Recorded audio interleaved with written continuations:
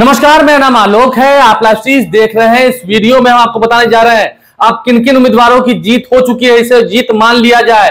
सबसे पहले चिराग पासवान हाजीपुर से चुनाव जीत चुके हैं। उनके घर पर जश्न का माहौल है, उनके घर पर रंग अबीर गुलाल खिले जा रहे हैं। तो चिराग पासवान के घर पर जश्न का माहौल है। चिराग पासवान चुनाव जीत गया। उनके ही पार्टी के शांभवी चौधरी और राजेश वर्मा, शांभवी चौधरी देश की सबसे कम उम्र की सांसद होने जा रही है। शांभवी चौधरी अब इस बात पर मुहर लग चुकी है।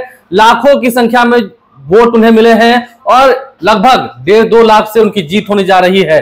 शांभवी चौधरी की जीत हो चुकी है। लगभग रंग गुलाल अबीर खेले जा रहे हैं समस्तीपुर में। अशोक चौधरी बिहार सरकार के मंत्री भी वही मौजूद हैं, शांभवी चौधरी मौजूद है, सयान कुणाल मौजूद है। तो समस्तीपुर में विजय का डंका बज चुका है। एनडीए जीत चुकी है समस्तीपुर भी। इसके अलावा अगर हम बात करें राजेश वर्मा, खगड़िया में राजेश वर्मा की भी जीत हो चुकी है। राजेश वर्मा सिपाही थे, मजबूत सिपाही थे, उनकी जीत हो गई है। खगड़िया में लोजपा रामविलास के थे, पहले डिप्टी मेयर रहे भागलपुर के, उनकी जीत हो गई। अब देखिए किस्मत क्या से क्या चीज होती है। राजेश वर्मा ने खूब मेहनत की, कड़ी मेहनत की खगड़िया में।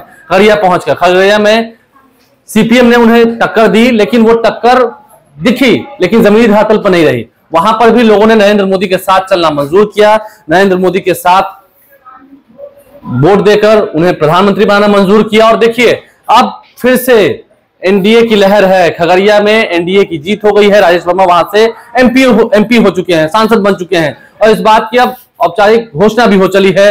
अब समझ सकते हैं आप जीत हार का अंतर कई जगह पर बहुत ज्यादा। जैसे चिराग पासवान लाखों के वोट जीते हैं, शांभवी चौधरी लाखों वोट जीती है। इसके अलावा उजियारपुर में नित्यानंद राय, केंद्रीय गृह राज्य मंत्री रहे नित्यानंद राय, कांटे की टक्कर हुई। शुरू में ऐसा दिखा कि आलोक मेहता लीड लेते दिख रहे थे, लेकिन नित्यानंद राय की जीत हो गई।